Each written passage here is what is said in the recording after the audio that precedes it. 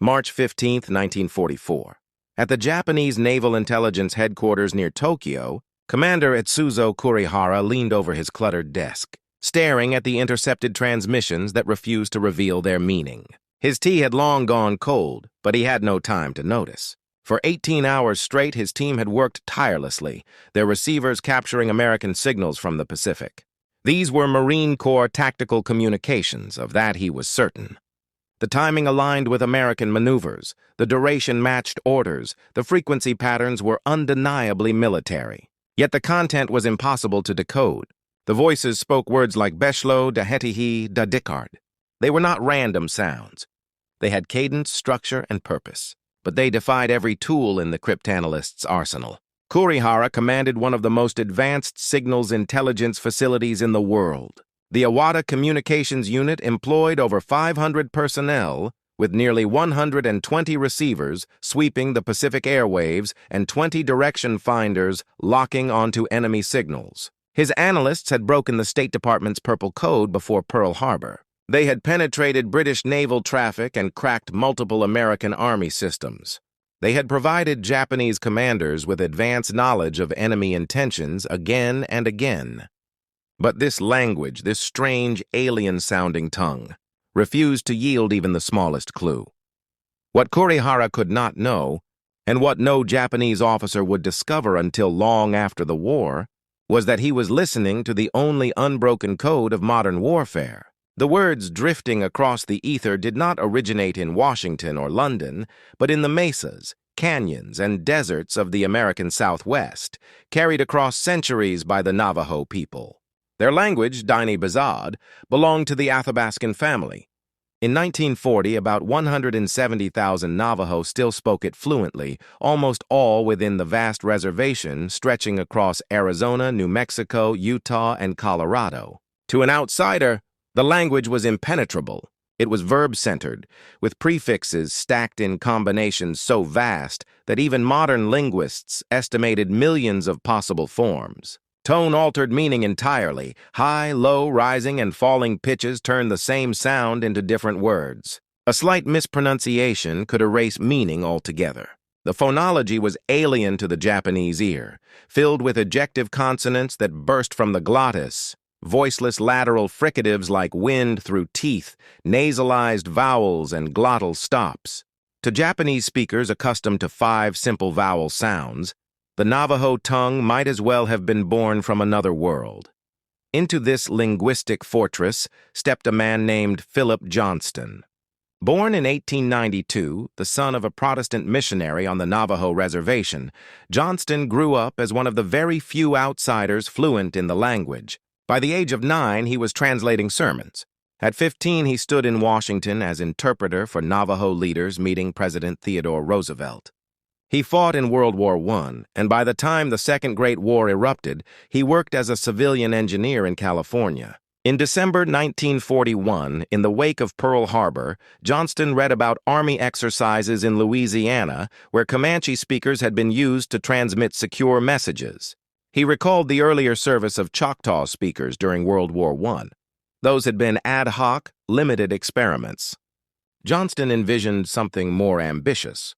A systematic code built upon the Navajo language, one that would be fast, efficient, and impossible to break. On February 28, 1942, Johnston presented his idea to Major General Clayton Vogel at Camp Elliott near San Diego.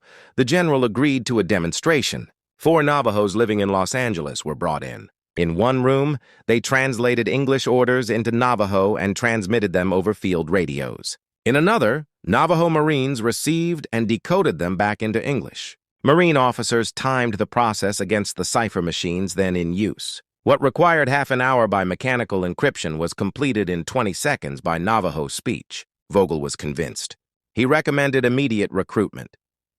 On May 4, 1942, 29 Navajo young men were sworn into the Marine Corps at Fort Wingate, New Mexico. They came from across the reservation. Some had never left their ancestral lands. Others had been forced into boarding schools where speaking their language meant punishment. They brought with them not only their voices, but their culture, their way of seeing the world. At Camp Elliott, they were placed in a locked and guarded building and given an extraordinary mission to create a code within their own language. The challenge was immense. Military terms like submarine, machine gun, artillery, or battleship had no equivalent in Navajo. The men turned to metaphor and tradition. A submarine became Beshlo, ironfish. A battleship became Lotso, whale. Fighter planes were Dahitihai, hummingbirds darting swiftly through the air. Bombers were Jaysho, buzzards circling above. Tanks became Che-Dagahi, tortoises crawling forward with shells upon their backs. Even more difficult was creating an alphabet system. Each English letter required multiple Navajo words so that frequency analysis could not reveal patterns. The most common letters in English received several equivalents. For E, they used elk, ear, eye, hair. For A, they used apple, ant, axe. By alternating, they destroyed predictable repetition. No codebooks could be allowed. Everything had to be memorized. Within 8 weeks, the 29 men produced a working system of over 200 terms, expandable as needed. They drilled constantly. Mistakes could not be tolerated. As Chester Nez remembered, words were sacred, and accuracy meant survival.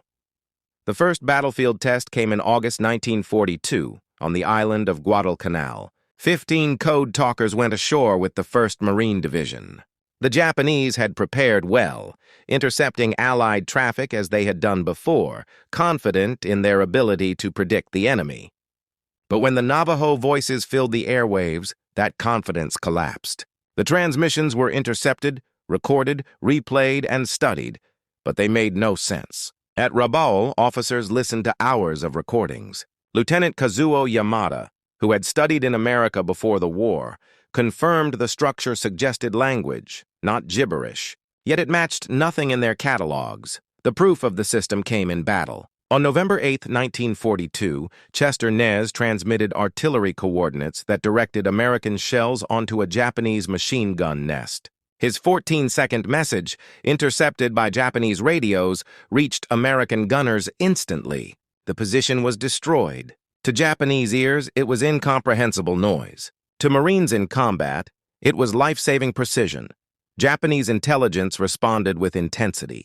Teams of cryptographers worked endlessly on the recordings. They slowed the voices, plotted waveforms on oscilloscopes, compared tonal patterns to Chinese and Philippine dialects. They consulted scholars of ancient languages. They even brought in Buddhist monks trained in phonetics. Still, nothing matched. The Imperial Navy's 4th Section assigned 30 cryptanalysts exclusively to this problem. They detected call signs, could guess when an operation was large or small by message length, but without meaning, it was useless. Desperate. They turned to their most unusual prisoner, a Navajo soldier captured at Bataan in April 1942 named Joe Kiyomiya. Fluent in Navajo, he seemed the perfect solution. At the Ofuna Interrogation Center, they forced him to listen to recordings of code talkers. He recognized words, turtle, hummingbird, iron fish, but strung together they made nonsense. The turtle attacks the iron fish, the hummingbird carries eggs. He explained again and again that he could not translate because the combinations were coded. His captors refused to believe him. They beat him, drowned him, hung him by his arms for hours. They forced him to stand naked in snow until his feet froze. They starved him, offering food for translations. But Kiyomiya had nothing to give. His knowledge of Navajo was useless without training in the code itself. Japanese intelligence eventually concluded he was either extraordinarily resistant or the Americans had built a special code within the language. Their second conclusion was correct. By the end of 1942, Marine commanders were convinced of the code's value. General Alexander Vandegrift wrote that Navajo communicators had proven invaluable. Their speed surpassed machines, their accuracy flawless, their security absolute. A code talker school opened at Camp Pendleton, processing new classes every 8 weeks. Between 1942 and 1945, between 375 and 420 Navajo Marines would serve across every division. Training was intense. Recruits transmitted while artillery boomed around them, while wearing gas masks, while running to exhaustion. They memorized hundreds of new terms as technology advanced. The atomic bomb became the metal egg. Kamikaze pilots became death winds. Each edition made perfect sense to Navajo speakers, but none to the outside world. Japanese analysts, despite their brilliance, admitted failure. Captain Yasuji Kawamoto would later confess they had recorded thousands of transmissions, studied them for years, and achieved nothing. Commander Masao Yamada revealed they had even identified it as likely a Native American tongue by late 1943, but could not determine which. Without cultural context, without trained insiders, they were powerless. As 1943 turned to 1944, the Navajo Code talkers were no longer an experiment, but an essential arm of the Marine Corps. Their voices carried across Tarawa, Saipan, and Peleliu, binding men and machines into coordinated force. June 15, 1944. The horizon near Saipan glowed with fire as American battleships unleashed a storm of shells upon the beaches. Inside the cramped well deck of an amphibious landing craft, Private First Class Samuel Sandoval gripped his radio set, the static already alive with Navajo voices. His division commander needed updates by the second. Artillery positions had to be marked, enemy machine guns silenced, air support guided. Sandoval listened, translated, and transmitted, his words flowing in a rhythm as old as the mesas of his homeland, now carrying life and death urgency across the Pacific. Above him, Japanese artillery thundered in response, but the Marines pushed forward, their communications unbroken, their coordination seamless. On Saipan, the Japanese defense was fierce and fanatical. Communication lines made the difference between survival and annihilation. The code talkers transmitted over 800 messages in the first 2 days alone, every one without error. Marines advanced under precise naval bombardments guided by Navajo instructions. Enemy strongpoints fell one after another. For Japanese intelligence officers monitoring from their bunkers in the hills, the mystery deepened. They intercepted the same frequencies filled with rapid alien syllables, but their analysts could extract nothing. Every attempt to decode led to nonsense. They had prepared for English, Chinese, Malay, even Tagalog. But this, it was a living wall. The Japanese counterattacks on Saipan were desperate and often suicidal. Waves of infantry charged Marine positions at night, screaming through the darkness. Artillery barrages targeted command posts, hoping to sever American coordination. But the Navajo voices kept flowing. From foxholes, from caves, from the beaches themselves, code talkers relayed positions with a speed that baffled their officers. Artillery fire shifted with precision. Airstrikes struck exactly where needed. At the height of battle, Major Howard Connor, the 5th Marine Division's signal officer, declared, "Were it not for the Navajos, the Marines would never have taken Iwo Jima." His words, though about a later battle, reflected the truth already evident on Saipan. The code talkers had become indispensable. 3 months later, on Peleliu, the stakes grew even higher. The island was small, but the Japanese had fortified it into a labyrinth of caves and bunkers. The sun scorched the coral ridges, temperatures soaring above 110 degrees. Marines clawed their way forward, every yard contested.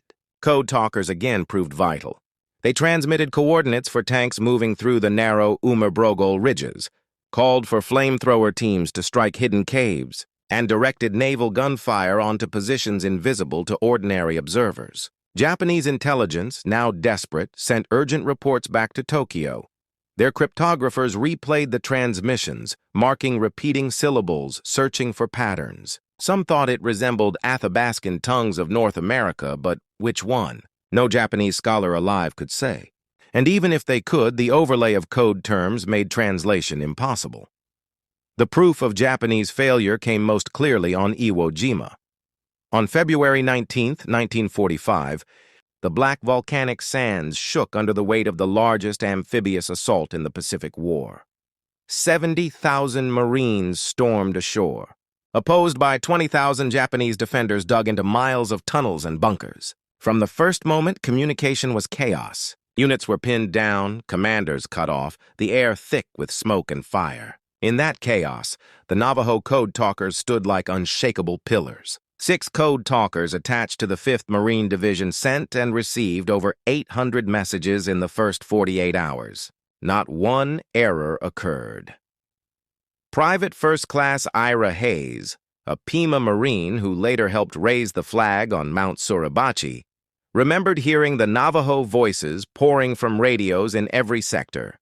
Messages that would have taken hours to encrypt and decrypt passed instantly. Artillery fell where needed. Airstrikes came within minutes. Reinforcements were directed with precision. Japanese forces, though entrenched, were systematically ground down. In one instance, a code talker relayed coordinates for naval gunfire that destroyed an entire Japanese regiment preparing a counterattack. The timing was so exact that survivors swore the Americans could see through the very earth. In reality, it was the code talker's Unbreakable channel, weaving every element of the battle into a coherent whole.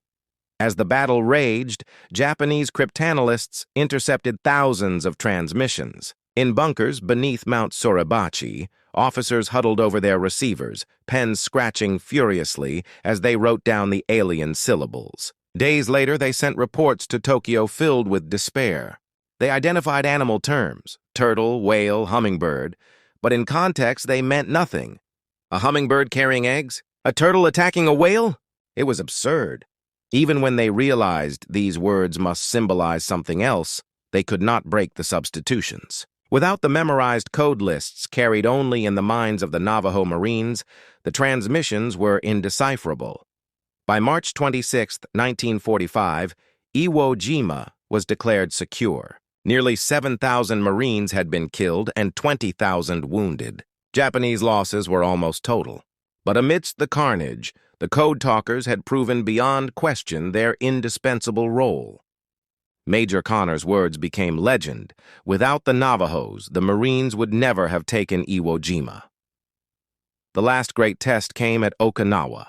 Beginning April 1, 1945, American forces faced the largest Japanese garrison yet, over 100,000 soldiers defending the island with fanatical determination.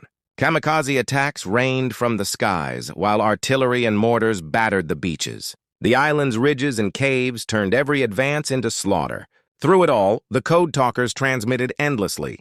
They directed naval gunfire against kamikaze staging areas, relayed positions for advancing tanks, and coordinated between Marine, Army, and Navy units. Over 2 months of grinding battle, they handled tens of thousands of messages, all flawless, all secure. Japanese intelligence, even at this late stage, never cracked the system. Their finest cryptographers admitted defeat. Some believed the Americans had created an artificial code built on nonsense words. Others clung to the theory of a rare Native American tongue. But with no chance to learn the cultural or linguistic base, the war ended before any progress could be made. The code talkers had held the line, their language carrying American victory across the Pacific. When Japan surrendered in August 1945, the code talkers returned home quietly. Their work remained classified. They were forbidden to speak of it, even to their families. For decades, their role in victory was hidden. Many returned to the reservation and resumed farming or herding. Some struggled with memories of war, their trauma compounded by silence. Only in 1968 was the program declassified. Slowly, recognition came. The men who had once been punished in boarding schools for speaking their language were honored for having used that very language to save a nation. By the 1980s and 1990s, books and films began to tell their story. Veterans groups honored them and schools taught their history. In 2001, President George W. Bush awarded the original 29 code talkers the Congressional Gold Medal, with silver medals to the hundreds who followed. Chester Nez, Samuel Sandoval, John Brown Jr., and others lived to see their legacy honored, though many of their comrades had long since passed. The Japanese cryptographers who had failed to break the code later admitted respect. Captain Yasuji Kawamoto recalled after the war that the Americans had used a most curious and most effective method, one that no machine or mathematical analysis could ever touch. Commander Masao Yamada, once among Japan's top codebreakers, confessed with a rueful smile that they had been defeated by voices from a world we never imagined. Today, the legacy of the Navajo Code talkers stands as a testament not only to military ingenuity, but to the resilience of a people. Their language, once suppressed, became a weapon of freedom. Their voices, carried across the airwaves of the Pacific, proved stronger than Japan's cryptographic genius, stronger than machine or cipher. They embodied the paradox of war. Men whose culture had been marginalized used it to preserve the very nation that had once sought to erase it. In the quiet deserts of the Navajo Nation, the memory endures. Winds whisper across the mesas, carrying echoes of words that once guided shells and bombs across oceans. The code talkers spoke for their people, for their comrades, for history itself. Their unbroken code remains unique in the annals of warfare, a reminder that sometimes the greatest strength lies not in machines nor in weapons, but in the voices and traditions passed down through generations.